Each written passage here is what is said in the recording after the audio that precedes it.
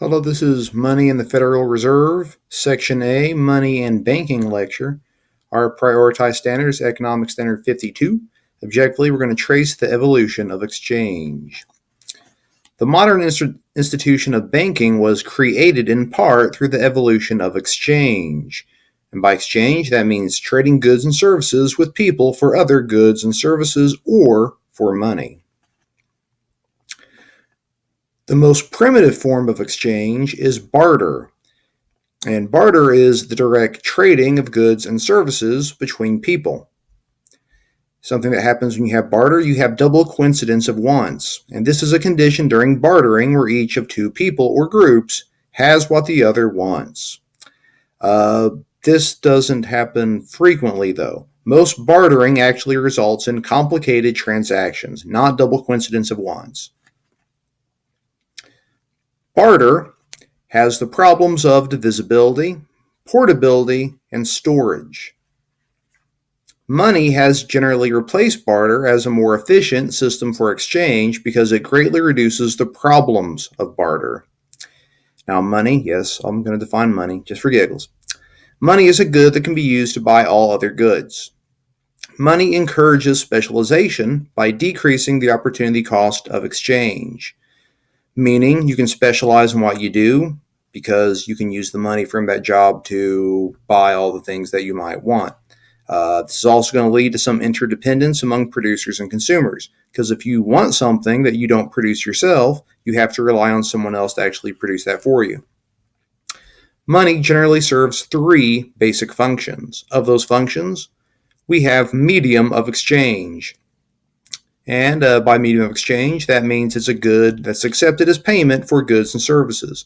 It can include things like currency, precious metals, salt, beads, cocoa beans, livestock. There have been many instances of different things being used as money throughout history. But again, you have to be a medium of exchange. People have to be willing to accept you as payment.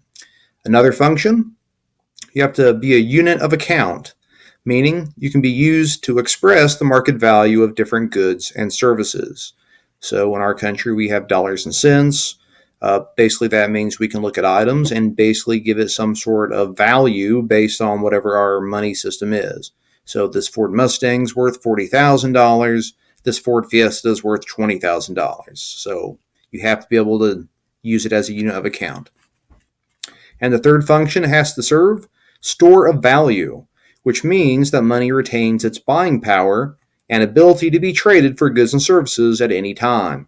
So generally speaking, that means you can use your money now. You could also save it for later and still be able to use it later. So if your money was something that could rot, generally speaking, you couldn't use it later, so therefore it doesn't serve that function of a store of value.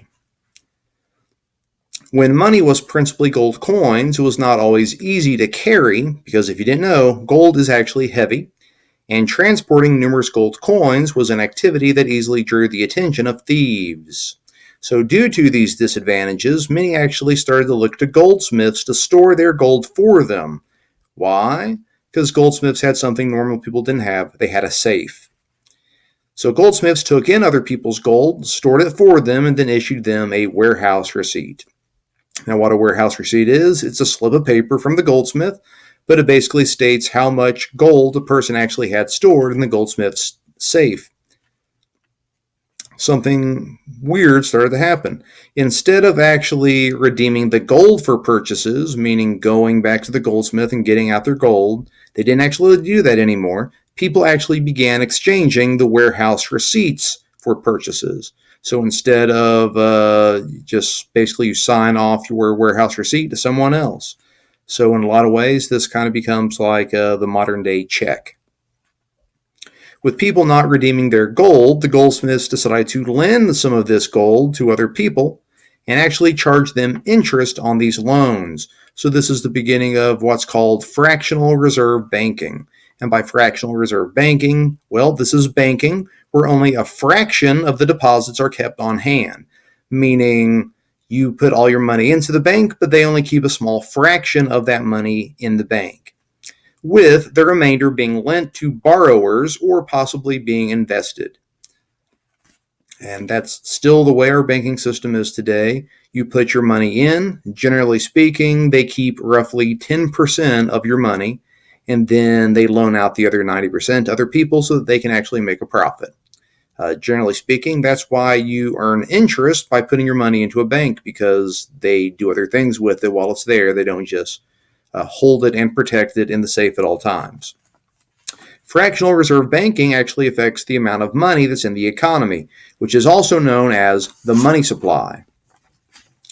Borrowing actually allows for the expansion of the economy, so you can actually spread the wealth among numerous people, as opposed to just a few people having most of the wealth. And this also causes the money supply to grow. Now, when the money supply increases, the money that's in the economy actually becomes less valuable. Modern banks, and other financial institutions for that matter, serve as intermediaries between savers and borrowers. So, for instance, savers deposit their money with a bank. Then banks can lend that money to investors. Other types of financial markets, like the stock market, they work in very similar ways.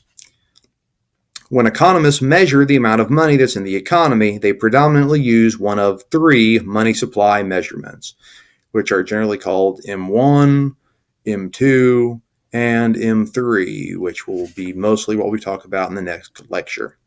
All right, this concludes Money and the Federal Reserve, Section A, Money and Banking lecture. Our prioritized standard again was Economics Standard 52, and objectively now you can trace the evolution of exchange.